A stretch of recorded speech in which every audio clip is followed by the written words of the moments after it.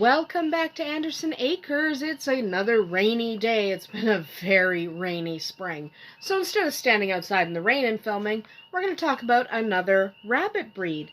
Today I'd like to talk about the American Fuzzy Lop. These adorable little guys make excellent companions and are some of the cutest little dudes you'll ever see. Now, in regards to looks, they look similar to a Holland Lop, which probably explains why I really like them. So they look a lot like a Holland Lop, except they have this wool-type fur. A fur that is similar to Angora's, only it's a little bit shorter. So it's only about 2 inches long instead of being aggressively long like an Angora fur. This wool can be collected and spun. It's less desirable than true Angora wool, but it is still very workable. So if you have the American Fuzzy Lop, you can collect their wool and spin it and make things out of it if that's your thing. It's entirely workable. Now, the American Fuzzy Lop weighs around 4 pounds. It should not be more than 4 pounds, so they're even similar in size to the Holland Lop. This means they are a smaller rabbit. Now, like a lot of smaller rabbits, they do carry one copy of that dwarf gene. And so when you're breeding them, sometimes what happens is the baby will inherit the dwarf gene from both parents. And when that happens, sometimes they pass away, sometimes they're born a peanut, and they don't really grow and they don't really thrive. So just be aware of that if you do decide to breed American Fuzzy Lops, is sometimes, just like with other dwarf breeds, you will have a tragedy here and there just because of the nature of that dwarf gene. They do have lopped ears, so you're going to have to watch for ear infections just like any other lopped breed. So you do want to make sure your American Fuzzy Lop has their ears cleaned regularly and that you check for anything that might lead you to think they might have a problem with their ears.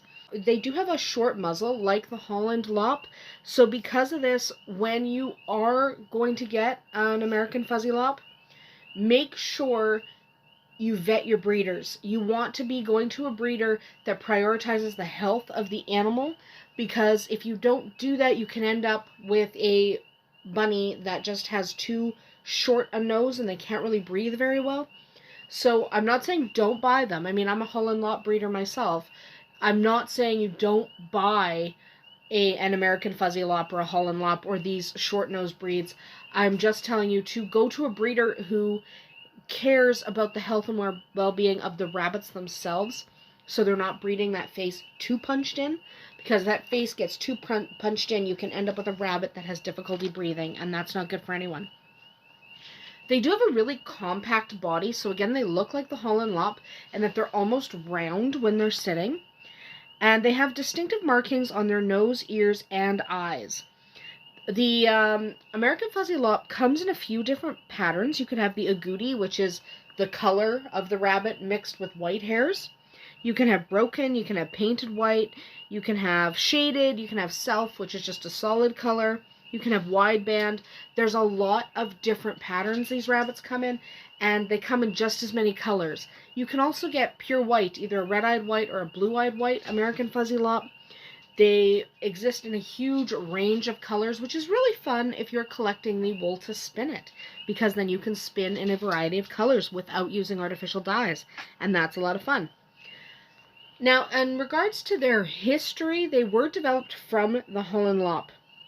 Originally, the Holland Lop was crossed to the English Spot in order to try to bring the broken pattern into the Holland Lop, and when that didn't quite work out the way people wanted it to work out, they were then crossed to the French Angora. And with the French Angora, you ended up with kind of this longer woolly fur. And these woolly rabbits were first marketed as Fuzzy Hollands. That fuzzy gene, though, is recessive. So the only way to guarantee that the babies are going to have that fuzzy coat is to make sure the parents have that fuzzy coat, because the recessive gene will pop up here and there, but it's not strong enough to pop up all of the time unless both parents exhibit that coat. So because you had to separate out the rabbits that had that fuzzy coat, it didn't take very long before they were recognized as their own breed. It happened very quickly.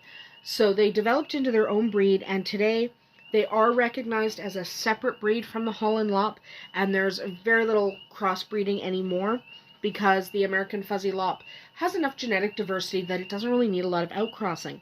They have been a recognized breed since the late 1980s, so it's been a few decades now.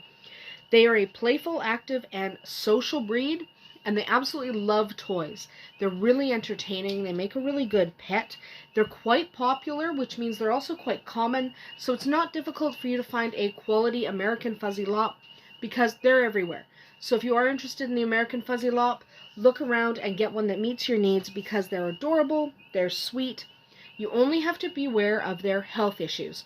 Like a lot of lops, I mentioned ear infections, so just watch for any infection in the ear. And just make sure you're not getting one whose face is so pushed in that they have health issues because of that. That's a real problem with breeds like the American Fuzzy Lop and the Holland Lop because their face is just so short. So make sure you are avoiding those two major health issues, and you should have a really adorable companion for many years to come because they do have a decent lifespan as well. That is about it for us here today at Andersen Acres. I hope you enjoyed learning a little bit about the American Fuzzy Lop. We'll see you tomorrow.